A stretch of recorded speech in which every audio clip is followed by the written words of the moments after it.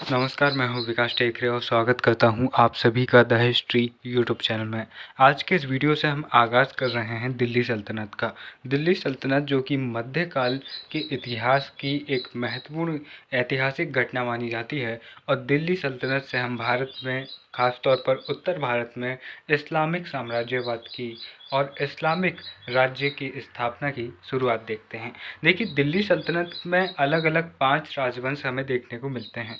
गुलाम या ममलुक वंश, फिर इनके बाद में हमें देखने को मिलेंगे जो तुगलक वंश है, फिर खिलजी वंश हमें देखने को मिलेंगे, फिर सैयद वंश, फिर उसके बाद में आपको लोधी वंश। क्रम इनके ऊपर नीचे हो सकते हैं क्योंकि जो तुगलक वंश है, अगर क्रम की बात करूं मैं, तो सबसे पहले यहाँ पर गुलाम वंश आता है और फिर गुलाम वंश के बाद में हम देखते हैं कि खिलजी वंश आता है। खिलजी वंश के बाद में सैयद वंश आता है, सैयद वंश के बाद में तुगलक वंश आता है और तुगलक वंश के बाद में लोधी वंश आता है। ये इनका क्रम है। अगर आप ध्यान रखना चाहें तो ध्यान रख सकते हैं क्योंकि अक्सर ये पूछा जा सकता है। देखिए, गुलाम वंश, इसे मामलुक वंश भी कहते हैं और प्रारंभिक तुर्की वंश या इलवरी वंश भी इसे कहते हैं क्योंकि ये भारत में स्थापित पहला तुर्की वंश था।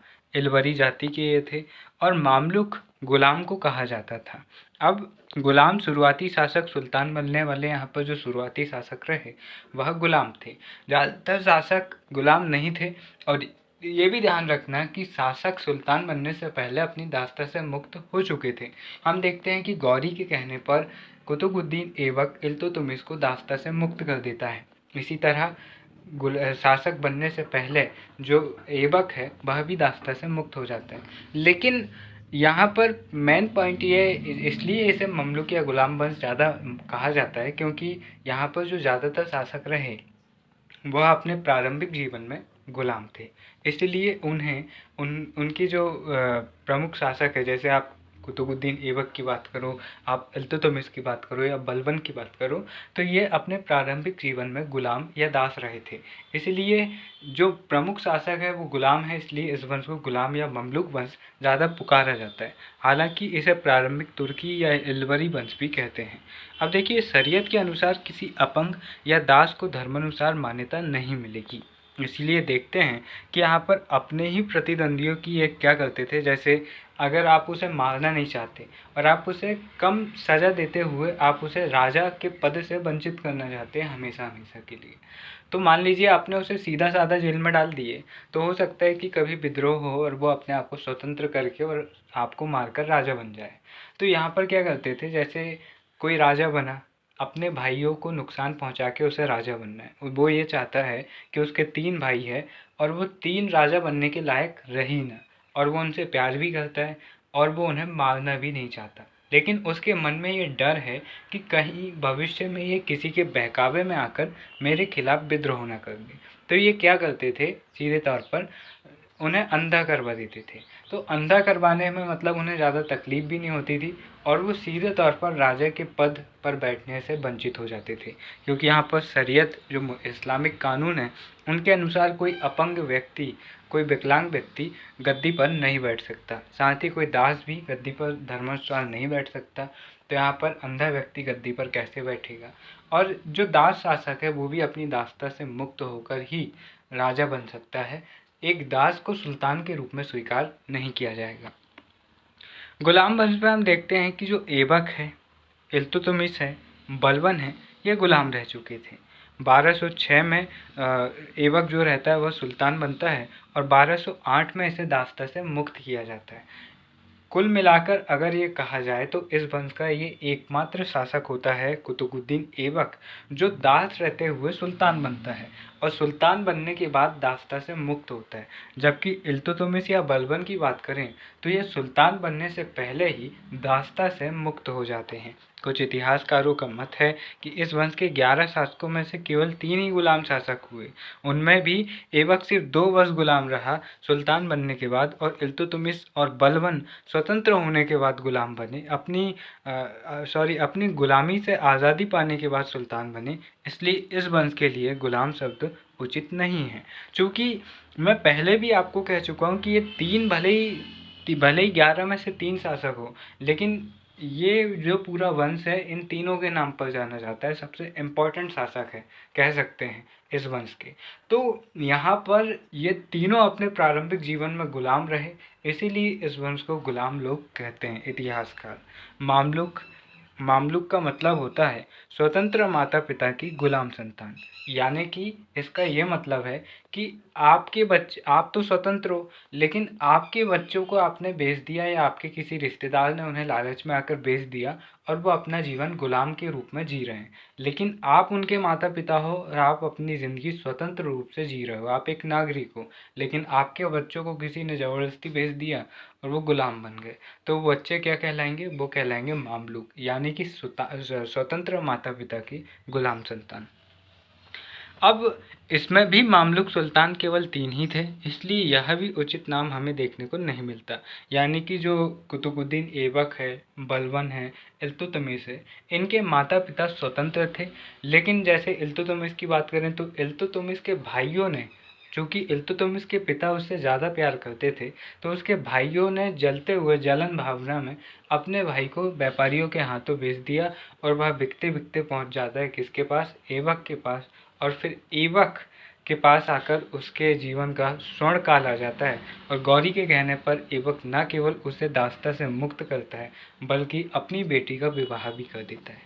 अब प्रारंभिक तुर्की वंश की अगर हम बात करें, जो एक नाम एक और हम देख रहे हैं इस वंश के बारे में, तो प्रारंभिक तुर्की वंश भी यहाँ पर उचित नाम नहीं जान पड़ता, क्योंकि इसके बाद भारतीय इतिहास में कोई और तुर्की वंश नहीं आया। आप इसे प्रथम तुर्की वंश कह सकते हो, लेकिन प्रारंभिक तुर्की वंश आप इसे इसलिए कह रहे हो क्योंकि ये पहली बार आया है प्रारंभिक तुर्की वंश। लेकिन आप ये नाम उचित इसलिए नहीं कह सकते क्योंकि बाद में कोई तुर्की वंश हमें देखने को नहीं मिलता। जैसे हम प्रारंभिक लोदी वंश देखते हैं तो वह कौन है? तो वह लोदी वंश जिसका संस्थापक बहलोल लोदी वंश है, मतलब प्रारंभिक अफगान वंश आप उसे कह सकते हैं लोदी वंश को। क्योंकि बाद में हम देखते हैं कि सूर्यवंश शेरशाह सूरी स्थापित करता है, वह भी एक लोदी वंश होता है, सॉरी वह भी एक अफगान वंश होता है, अफगानिस्तान क्षेत्र के वो होते हैं। तो यहाँ पर हम उन्हें कह सकते हैं, लेकिन हम इन्हें प्रारंभिक तुर्की वंश नहीं कह सकते क्योंकि बाद में हमें कोई और तुर्की वंश देखने को नहीं मिलता है। यही एकमात्र तुर्की वंश हमें देखने को मिलता है। अब इसके बाद में देखिए इलबरी वंश भी एक नाम आता है। तो ऐबक से कैमूस तक 1206 से 1290 ईस्वी तक सभी शासकों में ऐबक को छोड़कर सभी इलबरी जाति के तुर्क थे, इसलिए इस वंश को इलबरी वंश उचित है। ठीक है, ऐबक यहाँ पर इलबरी जाति का नहीं था, बाकी उसके अलावा जो 10 शासक थे वो सभी इलबरी जाति के तुर्क थे। हालांकि फिर भी सर्वमान्य जो ज़्यादातर फेमस है इस वंश का नाम, वह गुलाम वंशी यहाँ पर फेमस है।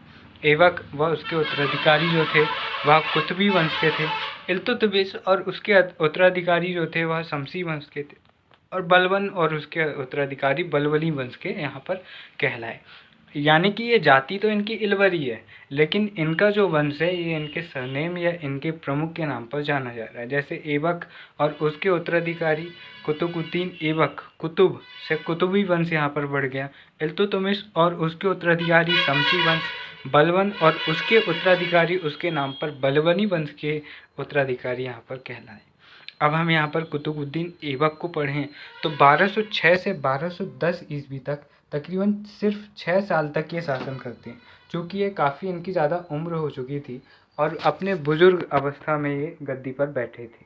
मोहम्मद गौरी का गुलाम व सिपह सलार यानी कि सेनापति था।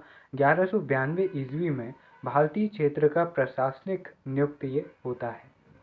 ठीक है, और इसकी सहायता से चंदावर के युद्ध में जयचंद को भी गौरी हराता है और बहुत सारी विजय इसके नेतृत्व में करता है। तो इसलिए वह भारतीय क्षेत्र का प्रशासनिक अधिकारी इसे नियुक्त कर देता है। गौरी की मृत्यु के बाद भारत में मुस्लिम तुर्की राज्य की स्थापना होती है और इसे दिल्ली सल्तनत का संस्थापक माना जाता है। अब यहीं पर दो चीज़ें समझ लो, मोहम्मद जो कुतुबुद्दीन ऐबक है इसको दिल्ली सल्तनत का संस्थापक कहा जाता है, जबकि दिल्ली सल्तनत का वास्तविक संस्थापक कहा जाता है इल्तुतमिश को, क्योंकि उसके समय पर वह सुल्तान की उपाधि भी लेगा, उसको जो खलीफा है वो भी उसको मान्यता देगा और साथ ही साथ उसके समय पर साम्राज्य विस्तार काफ़ी ज़्यादा होगा। इसीलिए इल्तुतमिश को दिल्ली सल्तनत का वास्तविक संस्थापक कहते हैं। तो यहाँ पर अगर पूछा जाए आपसे प्रश्न में कि दिल्ली सल्तनत का संस्थापक कौन है, तो आपको लिखना है कुतुबुद्दीन ऐबक।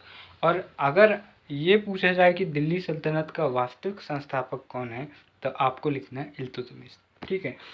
अब गौरी की मृत्यु के बाद, और यहाँ पर ये भी ध्यान में रख लेना कि अगर आपसे पूछा गया कि दिल्ली का वास्तविक संस्थापक कौन है, और वहाँ पर ये भी आ गया इल्तुतमिश भी, और वहाँ पर गौरी भी आ गया, सॉरी, इल्तुतमिश और कुतुबुद्दीन ऐबक दोनों आ गए, तो वहाँ पर आपको इल्तुतमिश को चुनना है जो वास्तविक संस्थापक है, और संस्थापक कौन है? कुतुबुद्दीन ऐबक। ये दोनों चीज़ों में आपको कन्फ्यूज़न नहीं होनी चाहिए।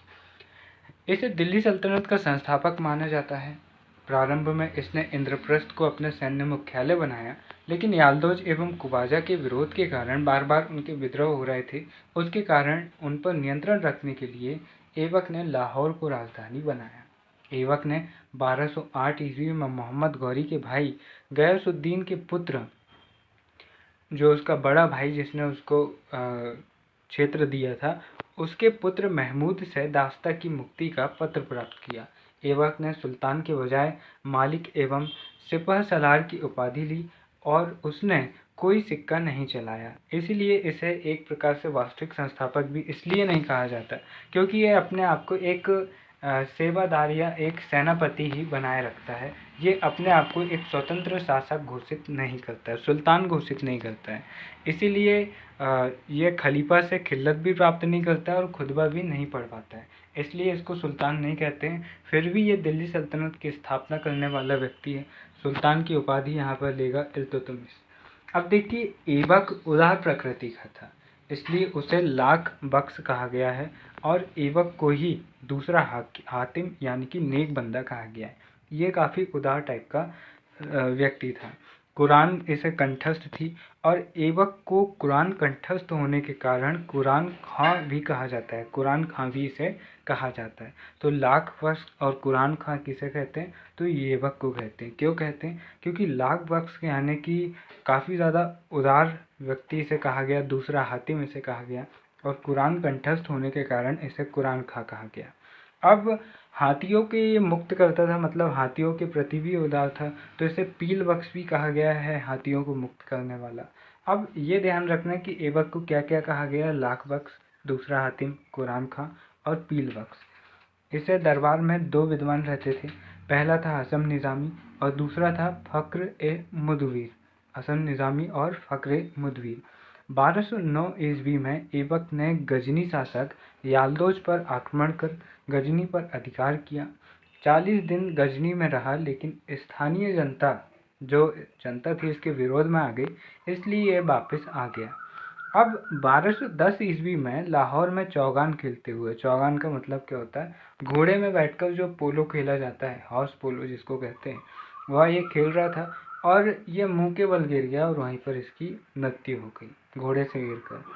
अब इसका कम समय रहा, फिर भी इसने काफ़ी कुछ प्रयास किया अपने तरफ से बनवाने का, और इन्होंने जो इमारतें बनवाई वो आपको प्योर इमारतें नहीं मिलेगी, मतलब जो शुरू से जिसकी नींव भर के मतलब पूरी की पूरी इमारत खड़ी करवाई, वो वाला काम इनका नहीं था। ये इनने क्या किए कि कोई मंदिर बना हुआ है तो उसका ऊपर का जो शिखर है उसको तोड़े और उसको इस्लामिक स्थापत्य में बदल दिया, उसको गुम्बद में बदल दिया। तो वहाँ पर बिना ज़्यादा मेहनत किए यहाँ पर इन्होंने एक मस्जिद बना दी। इस तरह से जो शुरुआती शासक रहे या फिर जो शुरुआती आक्रांता रहे जिन्होंने कुछ किया, उन्होंने इसी तरह से प्रयास किए। कुब्बत उल इस्लाम मस्जिद उत्तर भारत की पहली मस्जिद ये बनाई मानी जाती है, और ये दिल्ली में है। ये मस्जिद आपको जो लाल किला वगैरह है, कुतुब मीनार, उसके पास आपको ये मस्जिद देखने को मिल जाएगी। कुतुबुद्दीन बख्तियार काकी सूफी संत के नाम पर कुतुब मीनार का निर्माण शुरू करवाते हैं ये। हालांकि उससे पहले इनकी मृत्यु हो जाती है कि निर्माण पूरा हो, उससे पहले ही इनके दिन पूरे हो जाते हैं। तो उसके बाद इल्तुतमिश इस कुतुब मीनार का निर्माण पूरा करवाते हैं। अढ़ाई दिन का झोपड़ा, ये अढ़ाई दिन का झोपड़ा इसलिए कहते हैं कि क्योंकि इसको 2.5 दिन में इन्होंने बनवा लिया था, और ये अजमेर में आपको देखने को मिल जाएगा। और ये अढ़ाई दिन का झोपड़ा जो है ये अ, एक सरस्वती मंदिर को, एक सरस्वती विद्यालय को तोड़कर ये बनवाया गया था। जो विग्रहराज हम देखते हैं विशल देव, उनके द्वारा जो मंदिर बनवाया गया था, जहाँ पर संस्कृत विद्यालय भी था, तो उसको तोड़कर ही बनवाया गया था। दिल्ली में किला या राय पिथौरा के समीप ये एक नगर भी बसाते हैं। हालांकि इनके पास समय कम मिला, इसलिए ज़्यादा प्रयास नहीं कर पाते हैं। अब इनके बाद में इनका बेटा आराम शाह गद्दी पर बैठता है, लेकिन वह बहुत ही अयोग्य और कमज़ोर टाइप का व्यक्ति था। तो इनके जो दामाद रहते हैं इल्तुतमिश, वो उसको हटाते हैं और खुद अगले सुल्तान बन जाते हैं। तो इल्तुतमिश, जिन्हें अल्तमश भी कहा जाता है, 1210 से 1236 ईस्वी तक ये गद्दी पर बैठता है। ये ऐबक का गुलाम व दामाद था। यह ध्यान रखना कि ये ऐबक का पुत्र नहीं था। पुत्र जो था वह कमज़ोर था, तो उसको हटा के ये गद्दी पर बैठता है। 1197 में ऐबक ने इसे अहिलवाड़ा अभियान के दौरान खरीदा था। हमने देखा था कि ये उसे खरीदता है अहिलवाड़ा अभियान जब ये करता है। तो इलवरी जाति एवं शमसी वंश का दुर्ग था ये कौन, इल्तुतमिश। ऐबक की मृत्यु के समय ये बदायूं का इक़्तिदार था। बदायूं कहाँ मिलेगा आपको, ये उत्तर प्रदेश में मिलेगा। इल्तुतमिश ने 1210 ईस्वी में जूद की लड़ाई में ऐबक के पुत्र आराम शाह को हराया, जबकि समकालीन इतिहासकार मिन्हाज और सिराज के अनुसार ऐबक का कोई पुत्र नहीं था। तो कई ऐसे लोग मानते हैं कि जो अमीर वर्ग था उसने एक कमज़ोर व्यक्ति को खड़ा किया। जैसे ही इसकी मृत्यु हुई, एक कमज़ोर व्यक्ति को खड़ा किया लाहौर में और कहा कि भाई ये ऐबक का दत्तक पुत्र है या फिर ऐबक का किसी महिला से उत्पन्न हुआ ये पुत्र है, अब ये अगला राजा बन जाएगा। उन्होंने ऐसा क्यों किया, ताकि उस अयोग्य व्यक्ति के पीठ पीछे वो जो अमीर वर्ग है वो अपना शासन चला सके, अपने हित पूरे कर सके। अब जब बदायूं से राजधानी पहुंचता है इल्तुतमिश, जब उसको चीज़ें क्लियर होती है, फिर वो आराम शाह को हटाकर खुद गद्दी पर बैठता है। तो ऐसा अगर मिन्हाज सिराज की अगर हम बात करें, तो यहाँ पर वो बताते हैं कि आराम शाह तो भाई इसका कुतुबुद्दीन ऐबक का बेटा ही नहीं था। तो उसके पीछे फिर यही थ्योरी बनती है कि जो अमीर वर्ग है उन्होंने ज़बरदस्ती एक अयोग्य व्यक्ति को राजा बना दिया, जो कि वो उसका पुत्र ही नहीं था, लेकिन उसको बना दिया। क्यों, ताकि शासन व्यवस्था को वे अपने हाथ में ले सके। इल्तुतमिश दिल्ली का वास्तविक संस्थापक माना जाता है। इसे दिल्ली सल्तनत का पहला सुल्तान भी कहते हैं।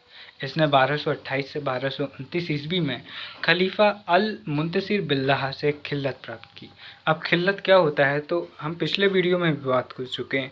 खिल्लत वह चीज़ होती है कि यहाँ पर जो खलीफा होता है, जो कि इस्लाम धर्म का प्रमुख व्यक्ति माना जाता है, अब ये क्या करता है कि प्रतीक स्वरूप वस्त्र और सर्टिफिकेट जैसी कुछ चीज़ें भेजता है राजा के पास में। जब राजा के पास में ये चीज़ें आ जाती है, तो वह खलीफा के नाम का खुतबा पढ़वाता है कि भाई मैं इनके अधीन राजा बन रहा हूँ या सुल्तान बन रहा हूँ, और फिर वह सुल्तान बन जाता है। सुल्तान का मतलब क्या होता है कि भाई एक ऐसा व्यक्ति, एक ऐसा राजा जिसके पास में प्रत्यक्ष रूप से पूरा कंट्रोल है, लेकिन इनडायरेक्टली वो किसको अपना सुपीरियर मान रहा है, खलीफा को।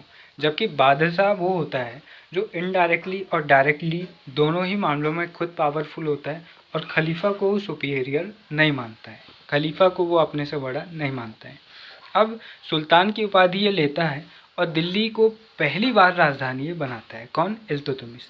तो इसीलिए कहते हैं कि दिल्ली सल्तनत की वास्तविक शुरुआत इल्तुतमिश कर रहा है, क्योंकि ऐबक के समय तो हमें पता ही नहीं कि दिल्ली का क्या हो रहा है। वो कहीं पर लाहौर में रहेगा, तो कहीं पर इधर उत्तर प्रदेश क्षेत्र में रहेगा, लेकिन दिल्ली से उसका कोई लेना देना ही नहीं है।